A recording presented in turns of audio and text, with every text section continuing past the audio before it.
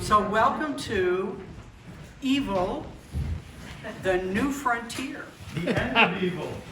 No, I never said that. You're not the first person to say that, though. Someone else said, oh, the end of evil. I said, where'd you get that from? Big hopes, right? Wishes. But today we're going to be doing, why is it new with the Holocaust? So today, the Holocaust becomes, since we've been through evil through the 19th century, the scientific revolution being important from last week, we're going to see and discover, I hope together, that the Holocaust ruptured our sense of incredulity. That it ruptured our senses. And that will be part of what we're going to be looking at. So why are we interested in the Holocaust? I mean, I'm not just doing a Bible study or an adult study that has nothing to do with Christianity. That's why it's here in the church and not AIL. What does the Holocaust have to do with us? And usually when I talk about the Holocaust at some other lecture I'm giving, even with my collar on, giving a sermon where I mention the Holocaust, I've had somebody greet me saying, "Are you Jewish?" I've got a collar on. It's like, hello, you know, see this? Well, maybe I'm a converted Jew. But anyway, then I say no, and the question comes, then why are you interested? So two things come to my mind.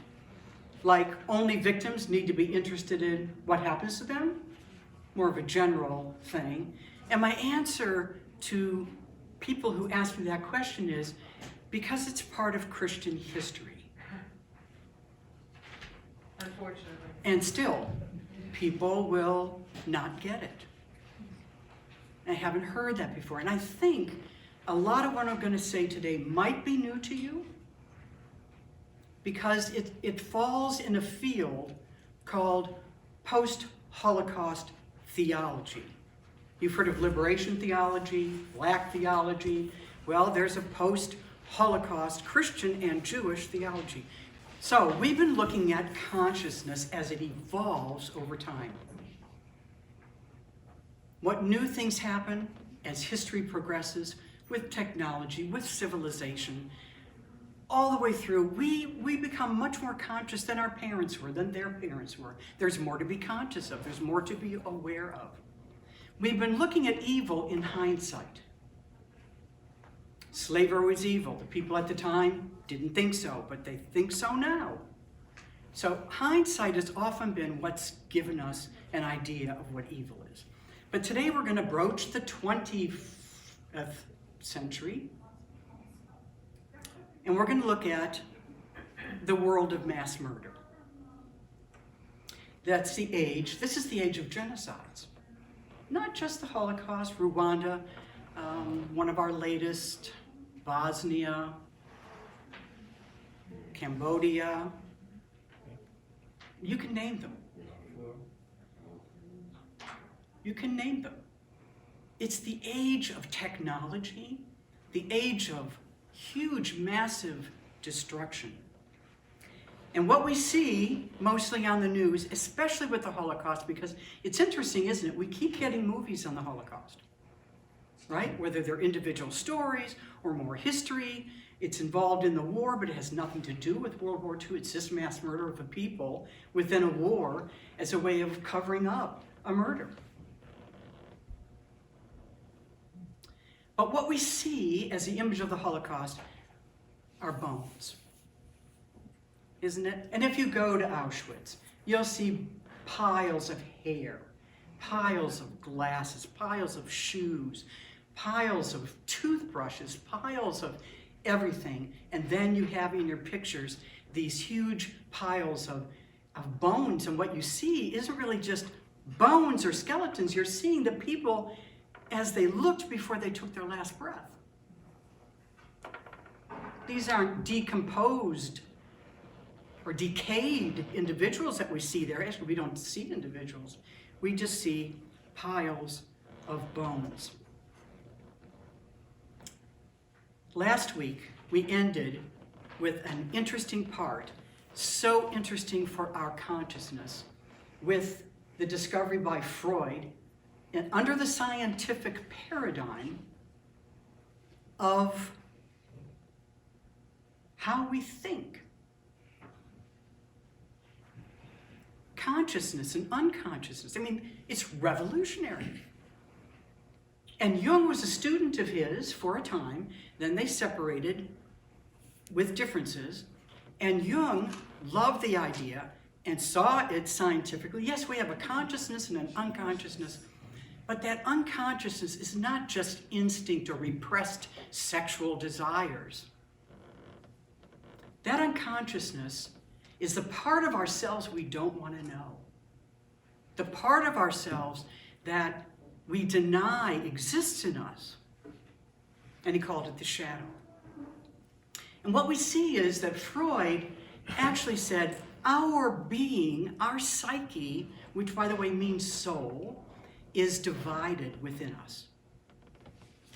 And the task of psychology is to integrate the unconscious with the consciousness to bring out what he calls wholeness or individuation, where you become who you were destined to be, who God wants you to be. He'd put it in those terms. And what Jung did for us was miraculous, because up until Freud and Jung, here's what you and I thought, and my parents thought, so maybe your parents thought. Nothing changes. People can't change. I remember watching movies from their generation where inside somebody acts a certain way and the wife says, that's just who he is. You're, yeah, shaking your head, yeah, that's just who he is. How is my uncle doing? Well, that's just who he was. People don't change. They are what they are. What you see is what you get. But what Jung did for us so wonderfully in God's providence was to give us in psychological terms and language what Jesus was saying in the Gospels. You know, there's the Pharisee and there's the sinful woman. Well, it's two sides of a person. There's the self-righteous in us, and there's the sinner. And there's that part of us that's self-righteous that says, I didn't do anything. And Jesus says to him, unless you can be forgiven for something, you're not going to have compassion, and you're not going to be able to love like she does. And then in the kingdom of God, I showed the prodigal son and the elder son in a circle, both of them, one side, the other. It's two sides of us. The side that, again, is self-righteous and grumpy because we only do good and we don't get rewarded. That's us. And the other side of us that, wants to have a ball. It's two sides. How do we integrate them? That's why at the end of that parable, Jesus says to the elder son, go and welcome your brother. He was lost and is found. What was lost? The shadow side. He's found. Find it within you to welcome him as your brother. So with that, and we're going to use this whole idea of unconsciousness now. And he had the idea of collective unconscious. So the collective unconscious, what we unconsciously agree upon in our society. That's the personal level. So why the Holocaust? In the midst of all the genocides, why the Holocaust? Well, the first answer may not seem very obvious to us, but it really is to the generation that followed it, especially in Europe. And 20 years after, now that 20 years is very important, we talk about time and consciousness. Well, things had to be absorbed. The war ended, people were trying to get their lives back together. Slowly but surely documentation came out about the death camps. And of course you had soldiers, Soviet and American, liberating the camps, and so people knew some things, but then there were only fictional stories. not real stories of survivors. Survivors were still trying to grasp. They were feeling shame. So they were hiding in a way. Some never told their kids anything, even those that are still living today, and there's very few. So those 20 years, it took time. It took time for the question to be asked. And it was asked in 1964, just give you a personal story, by Johann Pilon, a Dutch physician who was working in Tiberias in Israel, and who founded Nes Amim, a sign to the nations, from Isaiah, as a place to investigate. And he said to his Jewish doctor colleague one day, and they're having coffee, and he says to him, as he's a doctor in Tiberias, he says, how could this have happened in Christian Europe? That's a basic question. And you know, Europe isn't Christian anymore. It's post-Christian. I mean, but it was Christian in 1933, 1945. Even Hitler was baptized and was a Catholic.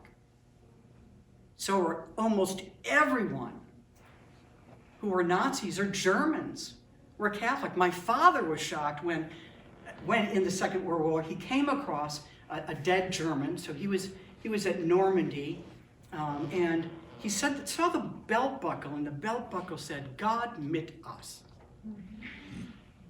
And he told me before he died, he said, I looked at that and I said, well, I thought they didn't believe in God. I was shocked that this German believed in God. Not only that, he's a fellow Christian. Wow. An amazing thing. So how could such a thing happen in a Christian country? So there's something about Christianity that's involved in this, isn't there? Now, did Christians do the Holocaust? No. So you can breathe. Not going to leave here saying, well, thank goodness. We aren't blamed for that. But what we will see is historians, scholars, both Jewish and Christian, have said very plainly there's no direct line between Christianity and the Holocaust, but the Holocaust could not have taken place without it. Well, that's a little conundrum, isn't it? We're going to look at why that is, because we're looking at evil. We're looking at evil in hindsight. And one of the interesting things about looking in hindsight is that the whole time the church and the church fathers and everyone through the centuries has been looking to define evil in some sterile terms. It's the cheese with the holes. By the way, that was left in the bag for a whole week. And it went the way of all theories. It went the way of all theories. I was hoping it would turn green so I could say that, but it didn't. We're still waiting. Okay. But the interesting thing is, while the church is looking for what is evil, it's actually doing evil and doesn't know it. It thinks what it's doing is actually good.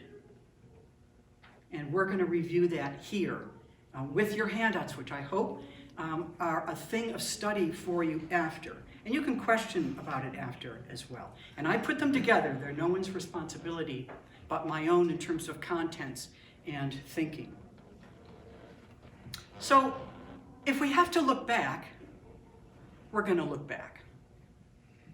This is what Christian Holocaust theologians said. And you may not have heard of their names because they're long dead.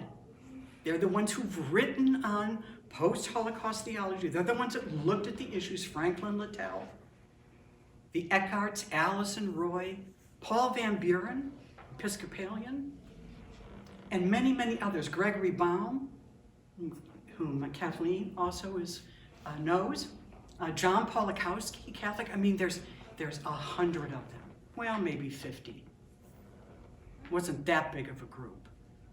But there were groups that developed, that talked to each other, that researched. They did what I'm going to call a collective life review. Now, the reason I use that term is because of working in hospice. And in my dissertation on, and just get a kick out of it first, you don't have to understand it, the Holocaust, the State of Israel, and Christology. Okay, well, you're going to get that today. Okay.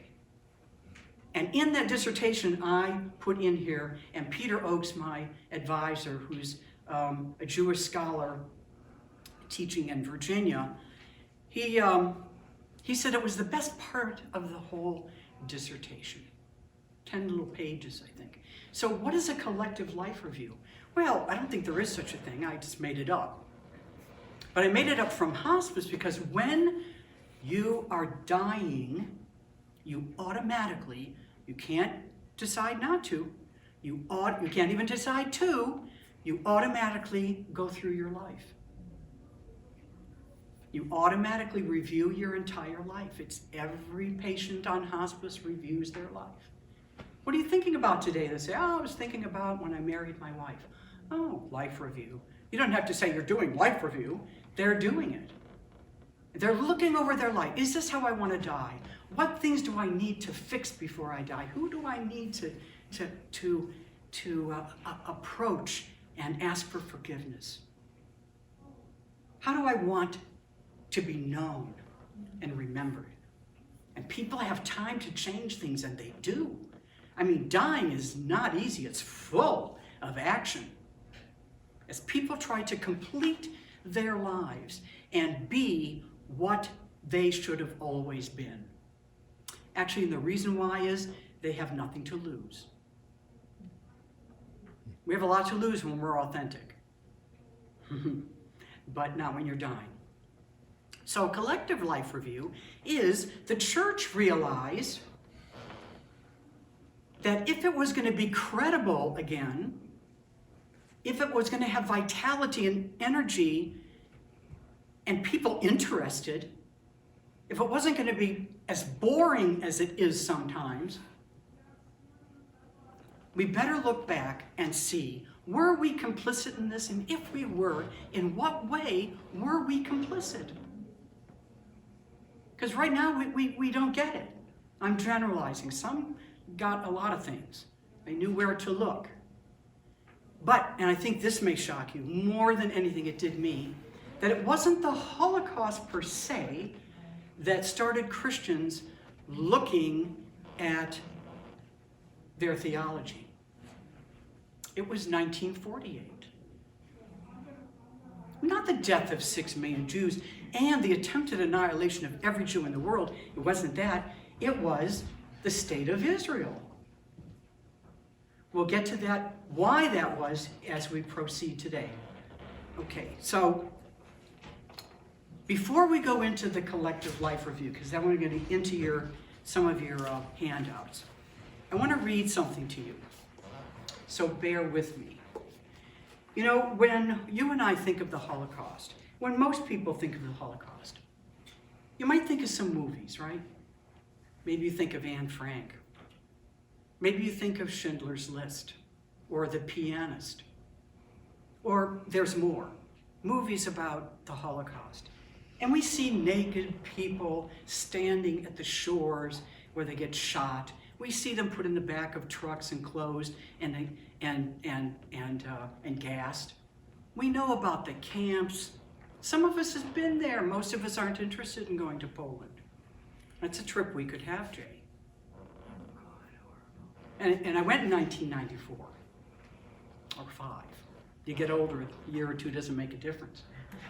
But what we don't know, we're not familiar with, and we don't want to be familiar with it, but we really don't know what it meant for Jews to suffer. Not just die, but suffer. So I want to read from Terence Dupre, who wrote the book, The Survivor. And please, this is going to be very graphic and very offensive, which is what the kind of suffering they went through was. But I want you to hear it so that you can see and hear evil in a very new, incredulous way that happened not to every prisoner in the camps, but to every Jew. So he said, camp regulations were designed to transform excretory functions into moments of crisis. Prisoners had to ask permission in order to relieve themselves, thereby becoming exposed to the murderous whim of the SS guard to whom they spoke. During the 24-hour workday, furthermore, prisoners were often not allowed to answer natural needs, or they were forced to do so while they worked and on the actual spot where they worked. As one survivor says, if any one of us, tormented by her stomach, would try to go to a nearby ditch, the guards would release their dogs. Humiliated, goaded, the women did not leave their places. They waded in their own excrement. Worst of all were the days of the death marches, when prisoners who stopped for any reason were instantly shot. To live, they simply had to keep going. Urine and excretia poured down the prisoners' legs, and by nightfall, the excrement, which had frozen to our limbs, gave off its stench. We were really no longer human beings in the accepted sense, not even animals, but putrefying corpses moving on two legs. Let's see, there's one more. Okay. I want to end with that. So there's two more readings. Let's see what this one is. Okay. And so it was in the camps. Spiritual destruction became an end in itself, quite apart from the requirements of mass murder. The death of the soul was aimed at. It was to be accomplished by terror and privation, but first of all, by the relentless assault on the survivor's sense of purity and worth. Excremental attack, the physical inducement of disgust and self-loathing, was a principal weapon.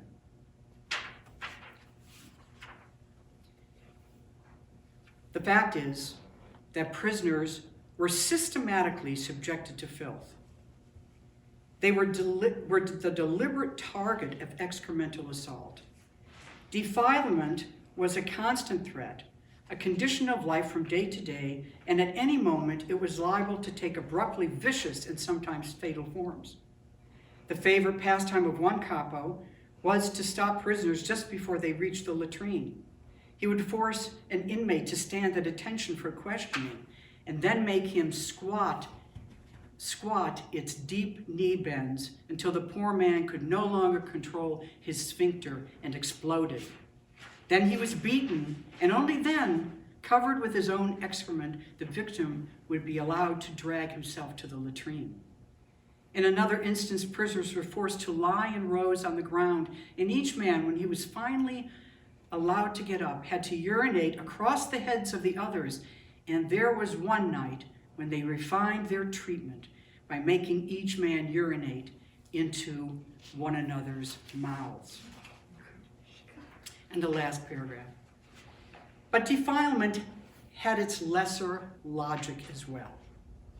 In Buchenwald, said one survivor, it was a principle to depress the morale of prisoners to the lowest possible level, thereby preventing the development of fellow feeling or cooperation among the victims. How much self-esteem can one maintain? How readily can one respond with respect to the needs of another if both stink and if both are caked with mud and feces? I hope you are okay that I read that in such a setting, almost like an academic setting of a lecture on the Holocaust. But you know, we need to know what really happened, what the suffering was really like. And this particular suffering talks about humiliation, degradation, killing the soul, making it impossible for you to even want to be near each other, let alone help each other.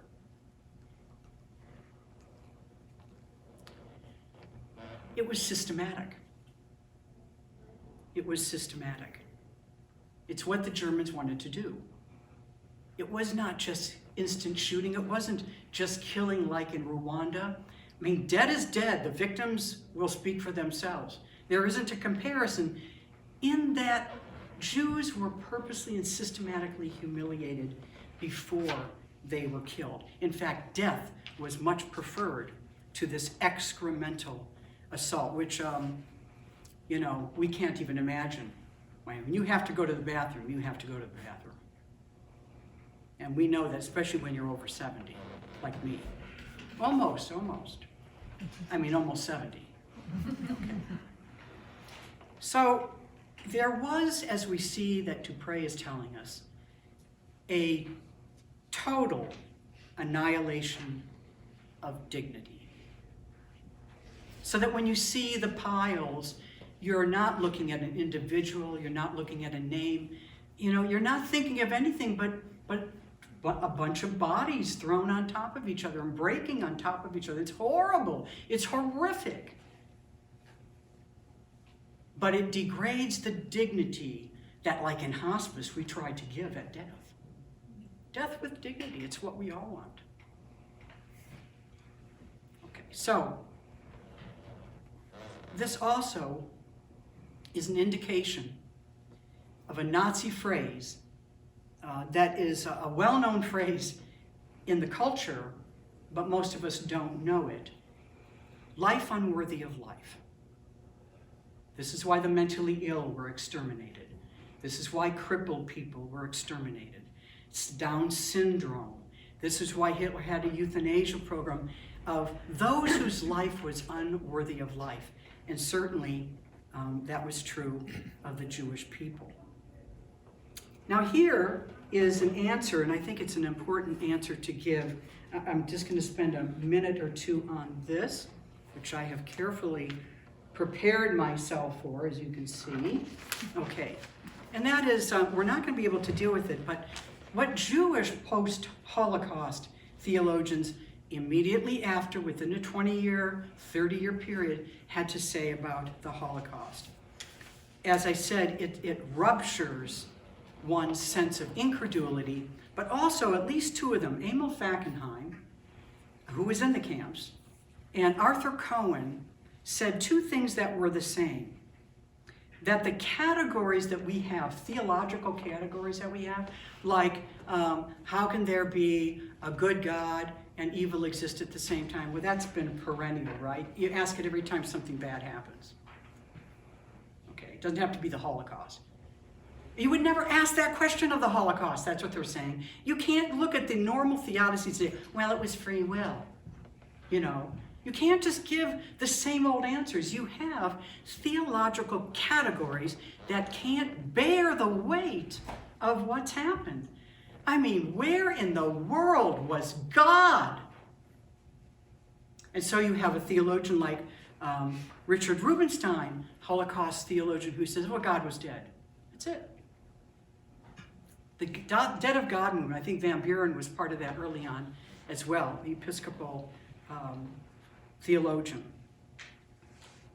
Martin Buber says the Holocaust was the eclipse of God. I mean, would you answer what is the Holocaust by saying it's the eclipse of God?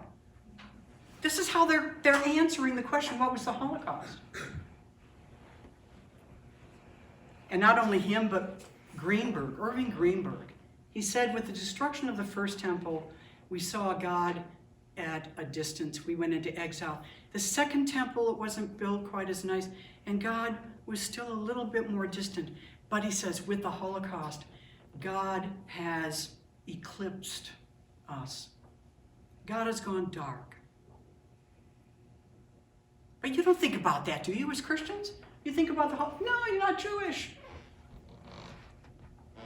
But you see what happens when they go to the camps. You see the humiliation, the degradation. And there's more of what they think. Tyler, did you want to say something? Yeah. Okay. Yeah. Rubinstein said, oh, the Nazis, said, believe in God, or they wouldn't have been doing what they were doing.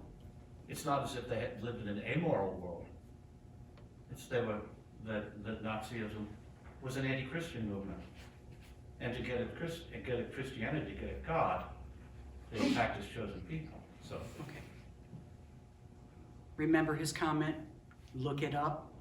Richard Rubinstein, The Death of God, and what else he has to say. He wrote a book called Theology After Auschwitz, or the book is After Auschwitz. So there are books everywhere you can read. What else he had to say, what other plans Hitler had for Christians, had he won the war. Okay, what he really thought of Jews, too, is important in this because not only did he buy all the propaganda and all this, just propaganda against the Jews, but he hated Judaism because it brought morality into the world. And it didn't have a right to do that. So that's an interesting thing to note about Hitler when he looks at the Jewish people as well. So thank you for that, Tyler. So what do we know? This is an important thing to know. We're going to see it very soon in our charts. Okay? What we know is that the longest hatred in all of civilization is toward Jews. From before Christianity, in the Greeks, Romans, all the way to the Holocaust. And what do we have? The longest hatred, pogroms, persecutions, massacres. We even have the Holocaust. And guess what? Jews are still here. And they're still suffering as they go forward.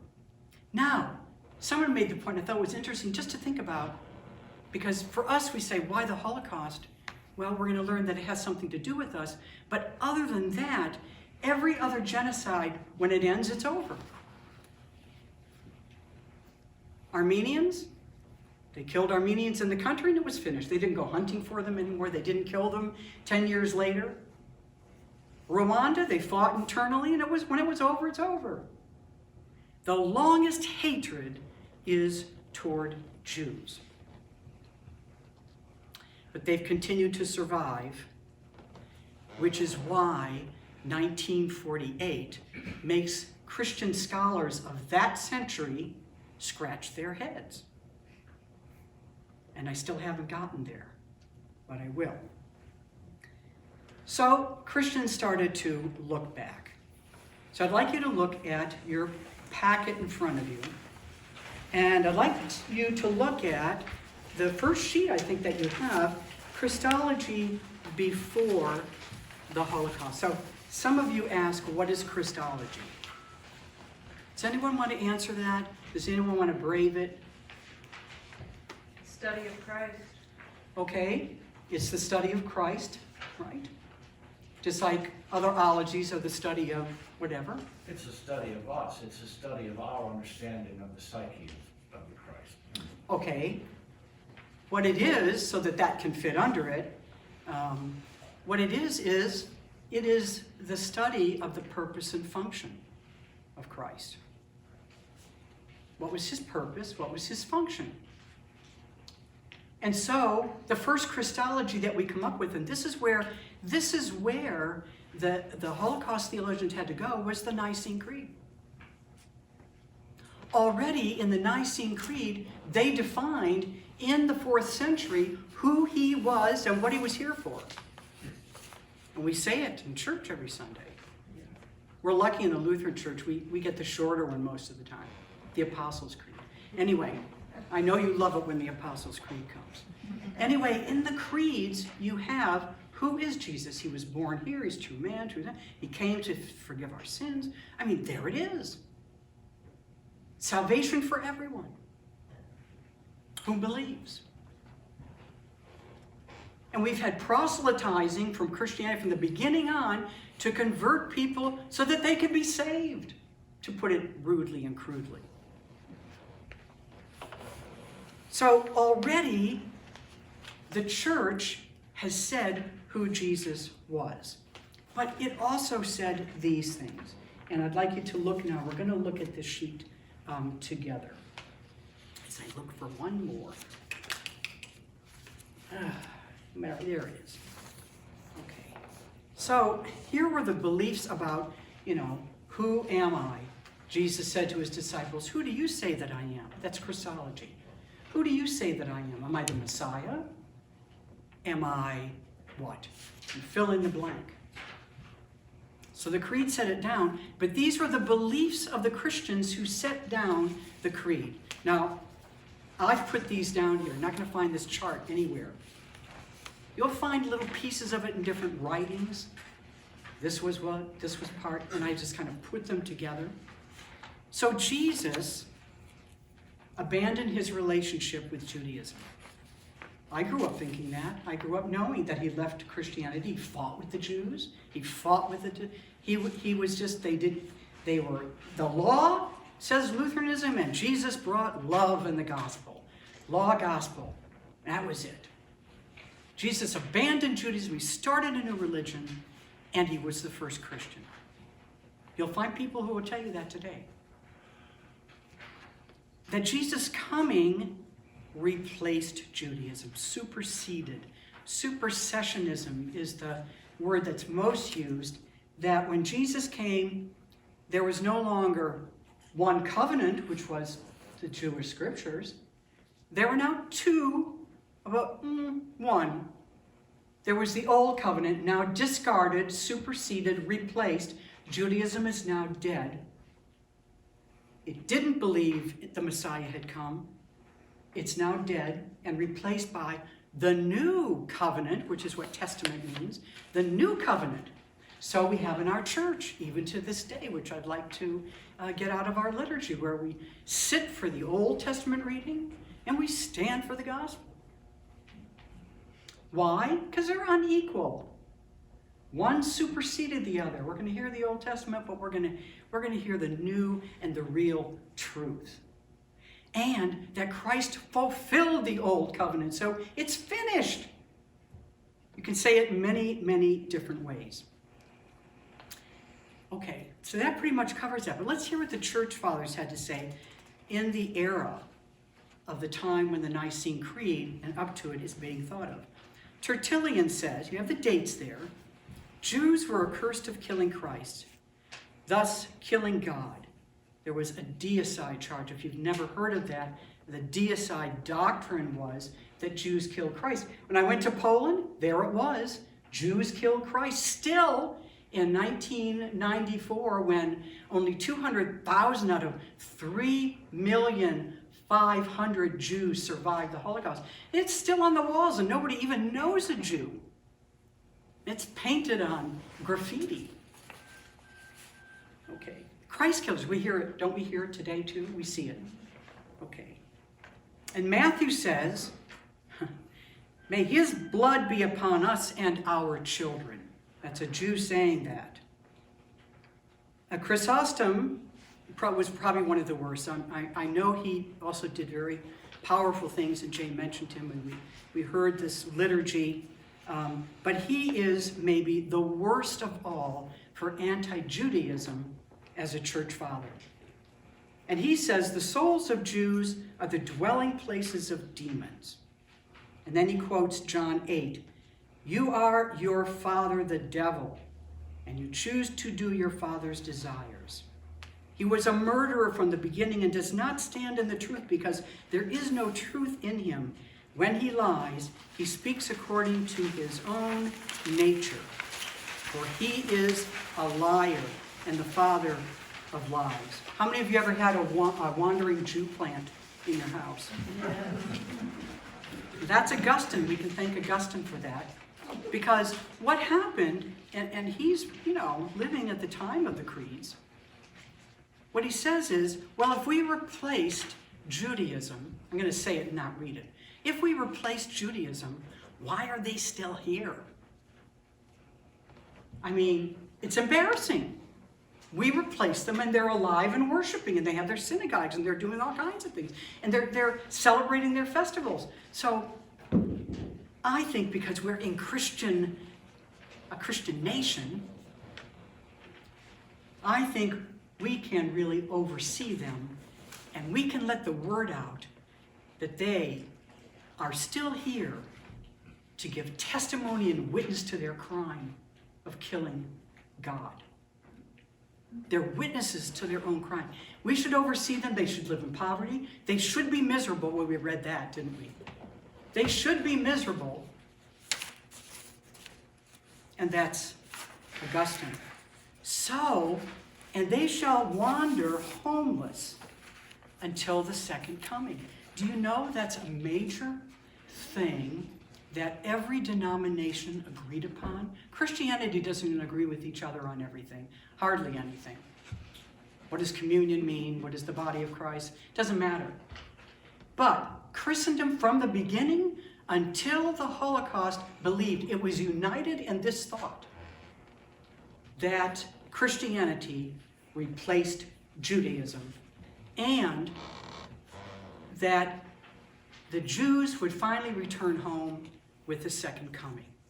Now I want to go back just a second to 1948. And this is where some Christians woke up. I'm going to put it in a way that somebody else said it to me, because it's really just so clever.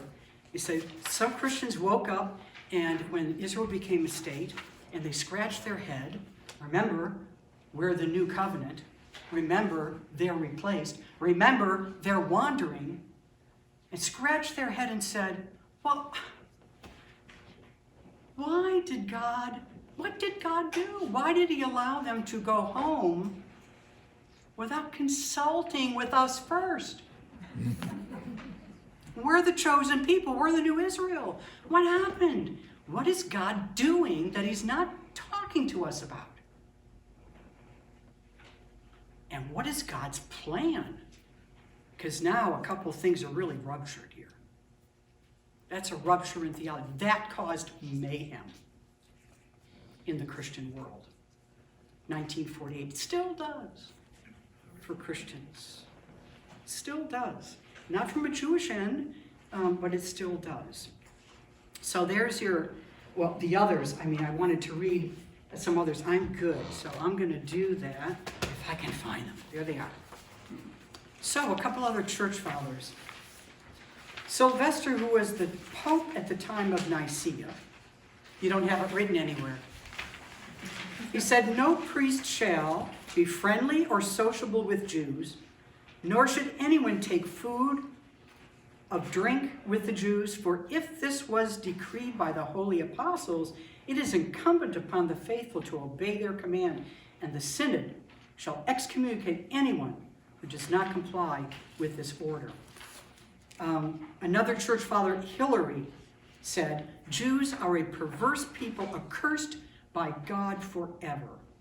Gregory of Nyssa, I want to read the longer version of his, since I'm doing pretty well on time. And he said this, he lived 335 to 395, so during the councils.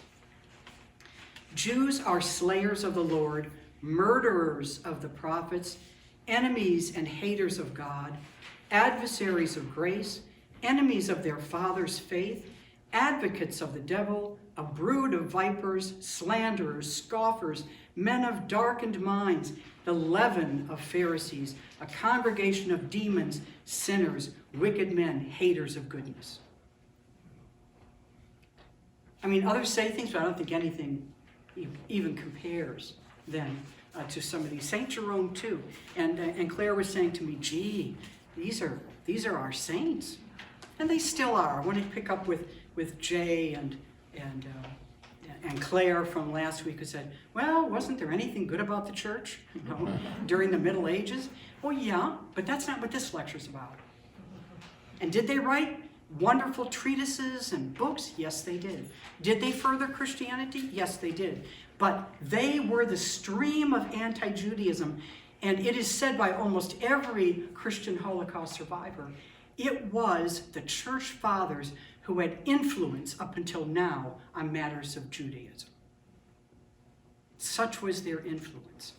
And Augustine, I mean, people were blown away and believed Augustine until 1948.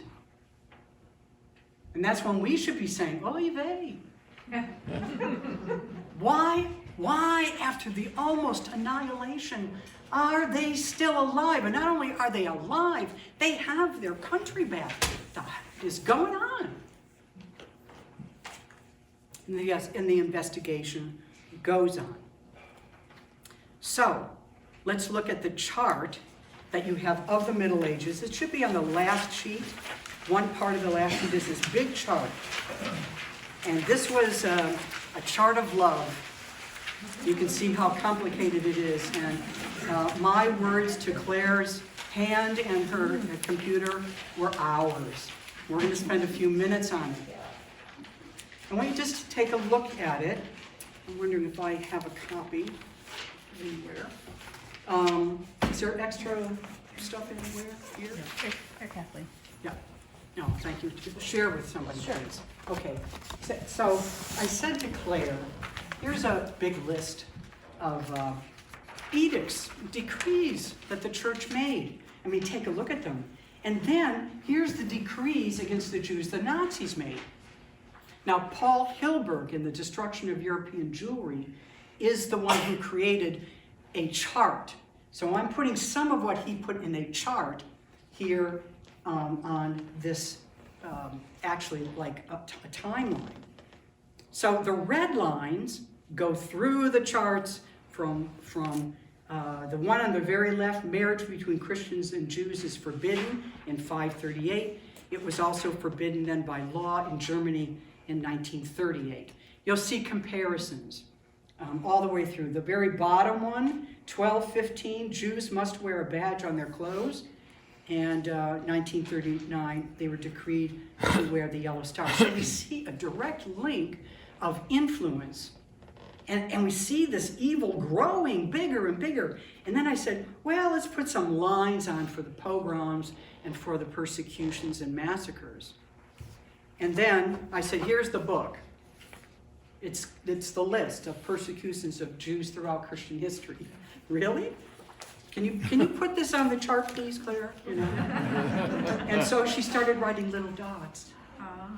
And the little dots reflect only a very small part of, and I have your sheet, this one doesn't have it, but your sheet should say the dots are persecutions, pogroms, etc. Does your sheet say that down below? Okay, put it in. You have a different copy, apparently. Okay, and that's okay. So C means Christian, J means Jews, and a capital S means synod. Just to make things brief, which synods decreed these edicts?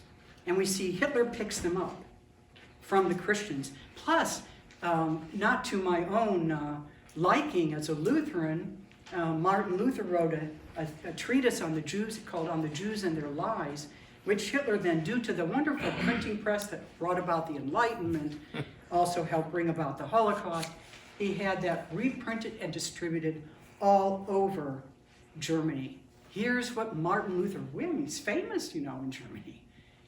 Half the country's German, and Lutheran, I mean, or German Lutheran.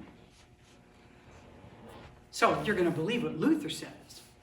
Well, he said what Kristallnacht did. Burn their Talmuds. Don't let them ride free on the road.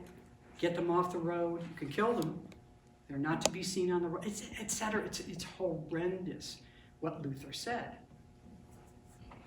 And I know I've said it in other lectures before. But so that's what I want you to see on this sheet, is how evil progresses while the church is looking to define what evil is. And this is the hindsight of Christian Holocaust survivors. But I have a feeling it was pretty much clear to Jews all along, this calendar. Think about that. You know when they were, you know when the pogroms were, you know when you had to leave your place, you know when your family was slaughtered, you know the dates, you know the edicts. We didn't know they were bad. These were good, because Jesus had abandoned Judaism and replaced it. And he was the Messiah. So before the Holocaust, Jesus was seen as the person that separated us from each other. Okay? Before the Holocaust, that's how he was seen. Oh, we're really doing pretty well. Good. So, going back to Jung, going back to Jesus, we're incomplete. We are incomplete as a church. Actually, after the Holocaust, the church was broken and wounded. And God was hurt. The church had to be saved. How can you save it? How can the elder son save his soul? He had to take the hand of his brother and unite. Jung says the conscious and the unconscious has to unite. There has to be wholeness. Jesus says, if you're self-righteous and you don't sin, you're denying all kinds of things in your shadow, and you think you're better than other people. Maybe you've replaced other people. You need to come together and unite. So how do we complete ourselves? And so I want to take you now to your chart of Christology after the Holocaust. It should be the second of your sheets.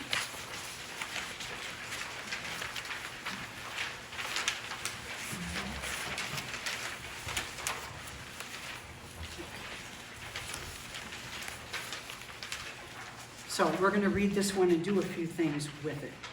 And then we're nearly done. My note, I guess, I don't know what copy, if I put my signature on this copy, because I'm the one who created it. Okay.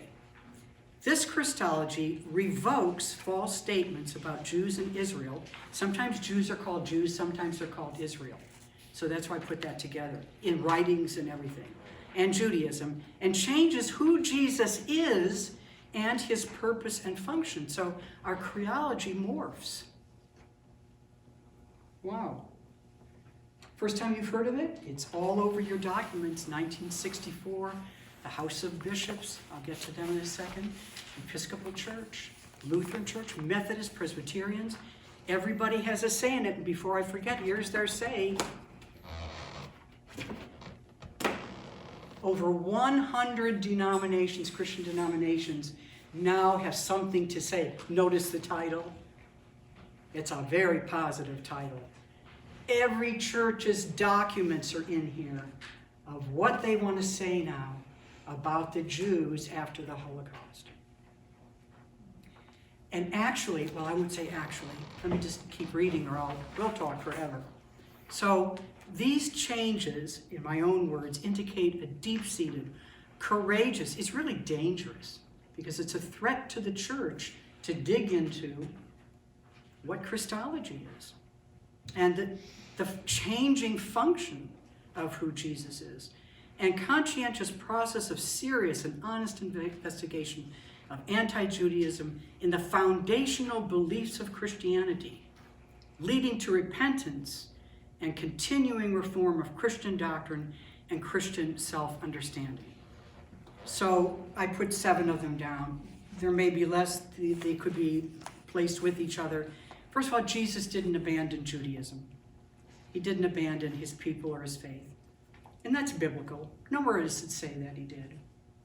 Jesus was a Jew, but we forgot that for 20 centuries. And it's biblical. Jesus' coming did not replace the covenant with the Jewish people. Doesn't say that anywhere in the New Testament. There may be a new covenant, but there were also 7 covenants in the Hebrew Scriptures. There are lots of new covenants that had something to say to each group of people. God made a covenant with Noah for humanity. God made a covenant with Abraham at Sinai. And there's more.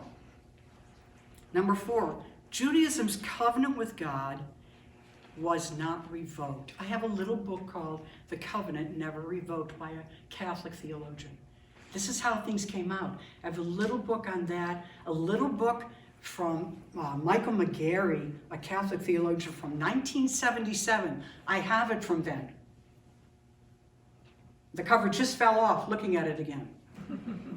It's underlined, it's chewed, it's everything. 1977, I'm reading Christology after the Holocaust. Already, there it is. The covenant is not revoked. Christology. Whoa, what's changed? This is what's changed. The covenant with God and Israel is a living covenant. We should be standing in church. It's a living covenant that God never revoked. And what do we learn about God? Since we're learning all kinds of things about God and evil, that God's faithful. You said it this morning yourself, Jay, in your sermon. God was faithful even though. God's faithful. When did we think he wasn't? When Jesus was born. Israel is not accursed to wander. We just got into that. For the punishment of killing Christ. So this raises questions, and then I'm going to give an example of the Catholic Church and what it's currently doing with these issues that its own parishioners have no clue about. You have no clue about. The Christian world has no clue about, because all this stuff is still in the ivory towers and in documents and in books like Bridges. Did you know there were 100 statements by Christians about Jews and Judaism, refuting all kinds of things? So here's the questions that Christology asks us from the above 7. If the covenant between God and Israel is living, do Jews need Christ? No, just don't answer the questions. They're there. Number 2, should the church continue to proselytize Jews to believe in Christ if their covenant is still continuing and alive? Is there one extended covenant right from the Hebrew Scriptures through to the New Testament? Or are there 2 covenants?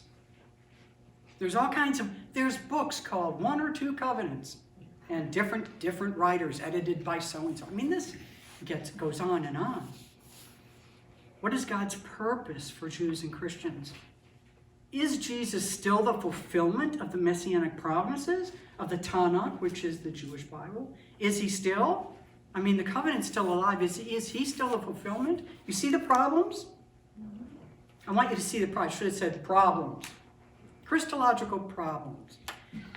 Jews return to their homeland, surviving. What does continual survival and existence of Jews mean for Christian theology?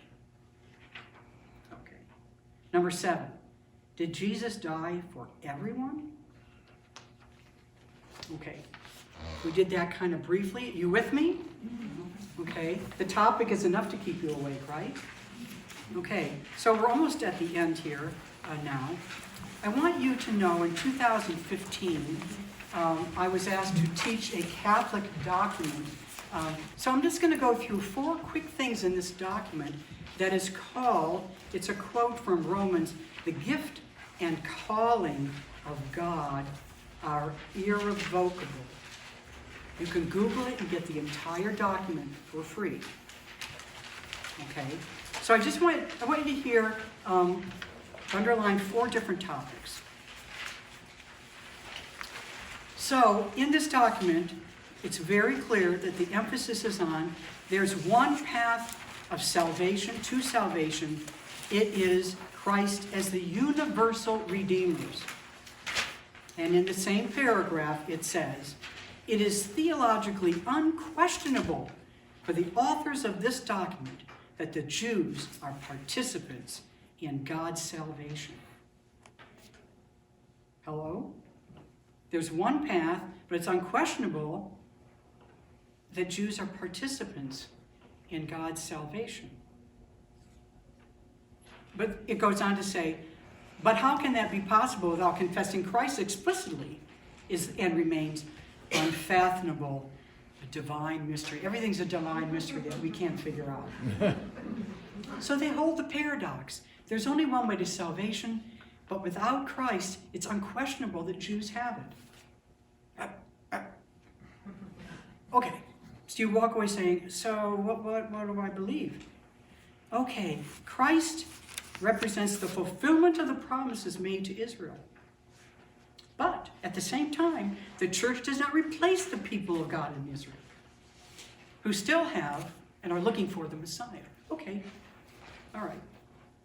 And another one. And it's almost the same thing, but it's on proselytizing. That there is an emphasis in the document on the universal salvific significance of Christ,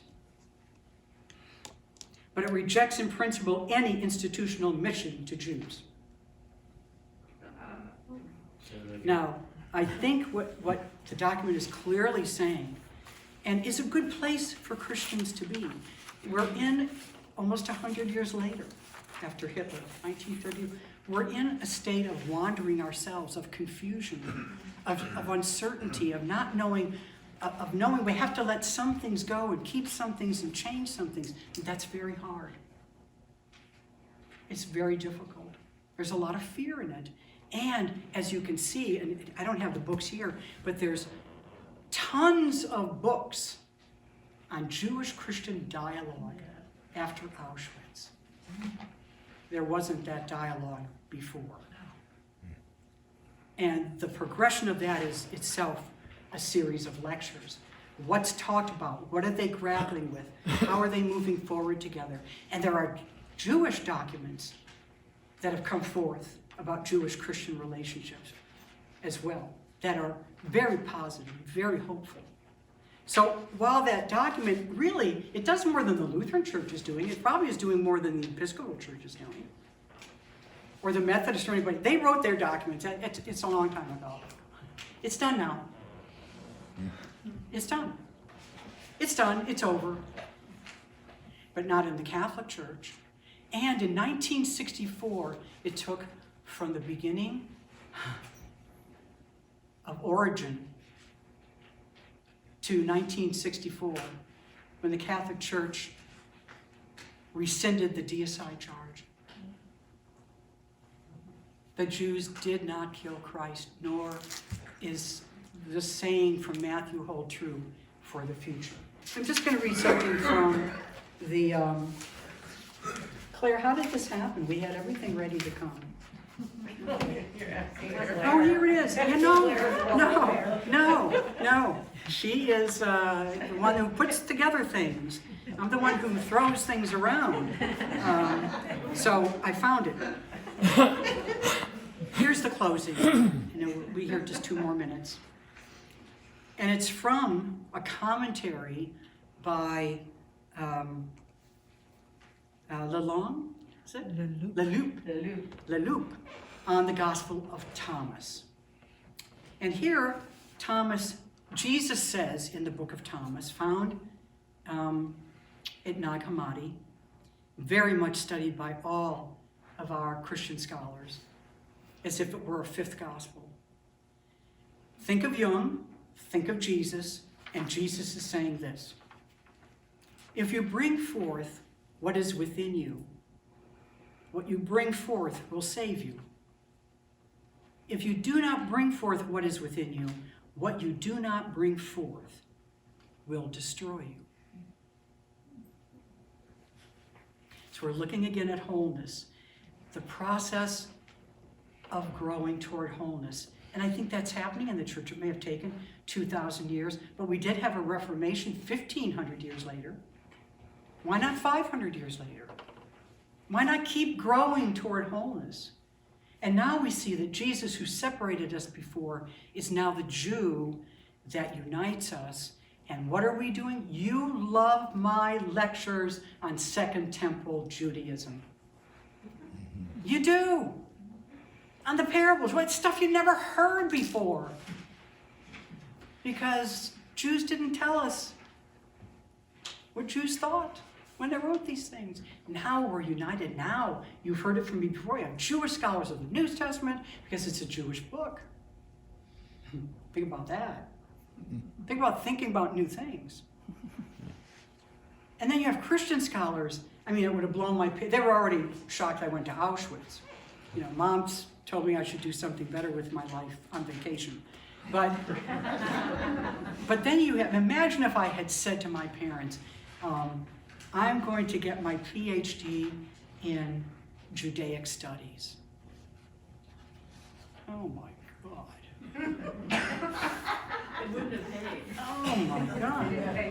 So Jesus now, what I think has happened here is that what we've learned and where the church is heading, and with Jews in agreement, is that you and I are recognizing not our Jewish roots. Jesus was Jewish. He would have died in the gas chambers had he been living now. That would have showed that, says Emil Fackenheim. You think he's a Christian? Where do you think he'd have been in 1945? But now this Jesus not only unites us, but gives us another part of ourselves. It's not just a root experience. As one of my parishioners a long time ago said, we are Jews. Jesus was Jewish. We joined. We were grafted in, said Paul. We are an extension. It's not just our roots, it's who we are. It's how Jesus thought. It's his words that we live on. And I think I'll just end very quickly with a paragraph instead of two that I was going to read.